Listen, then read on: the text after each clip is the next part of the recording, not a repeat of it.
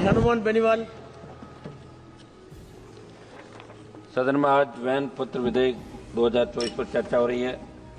मैं इस अवसर पर वैन पत्र विधेयक 2024 के संबंध में अपने विचार प्रस्तुत कर रहा हूँ। सभापति महोदय, ये विधेयक किसी वैन पत्र में नामित पारिस्थिति तथा किसी वैन पत्र के पृष्ठांकित के बाद में अधिकारों और दायित्वों के अंतरण से संबंधित जिस वैन पत्र में वर्णित माल की संपत्ति पारिस्थिति या पृष्ठांकित होने के कारण संक्रांत किया जाता है। इस विधेयक में से कई प्रावधान जो व्यापारिक व्यवस्था, माल ढुलाई और आर्थिक प्रक्रिया को प्रभावित करेंगे, लेकिन इस विधेयक से सरकार की नीतिगत खामियां भी स्पष्ट रूप से दिखाई पड़ रही है, जो उद्योग जगत और छोटे व्यापारियों के लिए हितों के विपरीत है। सभापति महोदय, विधेयक की जटिलता और अस्पष्टता। सरकार द्वारा प्रस्तुत ये विधेयक अत्यधिक जटिल और अस्पष्ट भाषा में लिखा गया है। इसमें निहित कई प्रावधान स्पष्ट नहीं है और कानूनी दाव पेंचों में उलझे हुए हैं। ये स्थिति विशेष रूप से छोटे और मध्यम उद्योग एमएसएमई, लघु व्यापारियों और स्थानीय आपूर्तिकर्ताओं के लिए चिंता का विषय है। यदि विधेयक का क्रियान्वयन जटिल रहेगा तो इन व्यापारियों को कानूनी परेशानियों का सामना करना पड़ेगा, जिससे उनका व्यवसाय प्रभावित होगा। सभापति महोदय, व्यापारियों और उद्योग जगत के लिए खतरा।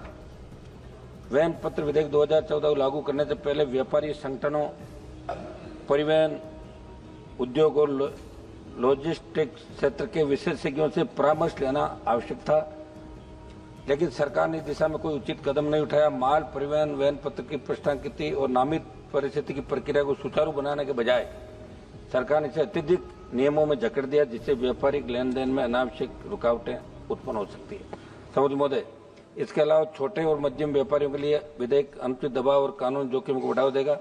आपके माध्यम से सदन का ध्यान आकर्षित करते हुए बताना चाहता हूं कि बड़े कॉरपोरेट घराने इस कानून का फायदा उठाकर छोटे व्यापारियों पर अपनी शर्तें थोप सकते हैं, जिसमें आर्थिक असमानता और बाजार में एकाधिकार को बढ़ावा मिलेगा। सभापति महोदय, परिवहन और लॉजिस्टिक्स क्षेत्र की अनदेखी।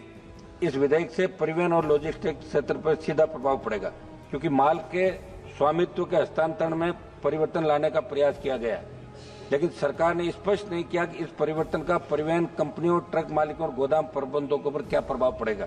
अगर कोई विवाद उत्पन्न होता है तो इसका निपटारा कैसे होगा, न्यायिक प्रक्रिया कैसे चलेगी और छोटे ट्रांसपोर्टर को इससे बचाने के लिए क्या उपाय किए गए, इन सभी प्रश्नों का उत्तर सरकार के पास नहीं।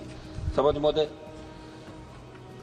किसान और कृषि उत्पादों पर प्रभाव। यह विधेयक किसानों को भी प्रभावित कर सकता है, क्योंकि कृषि उत्पादों की ढुलाई, भंडारण और व्यापार में वैन पत्र का महत्वपूर्ण स्थान होता है। यदि किसानों और कृषि व्यापारियों के लिए माल की स्वामित्व परिस्थिति जटिल हो जाती है तो पहले से ही मंडी और व्यापारिक नियमों से जूझ रहे संकट में और फंस जाएंगे। सभापति महोदय, विवाद समाधान तंत्र का अभाव। इस विधेयक में कोई ठोस विवाद समाधान प्रणाली का उल्लेख नहीं है। यदि वैन पत्र के संबंध में कोई विवाद उत्पन्न होता है तो इसका निपटारा कैसे होगा, यह स्पष्ट है। इसे व्यापार जगत को कानूनी प्रक्रिया में उलझना पड़ेगा, जैसे आर्थिक गतिविधियों की गति धीमी हो सकती है। सभापति महोदय, सरकार ने इस विधेयक को बिना व्यापक चर्चा के संसद में पेश किया। इससे स्पष्ट होता है कि विधेयक सरकार की हड़बड़ी और दूरदर्शिता का प्रतीक है। सरकार द्वारा लाए जा रहे कई विधेयकों की तरह ये विधेयक भी एक प्रबंधन के बजाय नियंत्रण की मानसिकता दर्शाता है। सभापति महोदय, जब सरकार लगातार बनी थी 19 और अब आपके 24 के अंदर, 14 के अंदर, तब आपने हमेशा एक वादा किया था कि जितने भी अनावश्यक विधेयक है, बिल है, उनको हम खत्म करेंगे।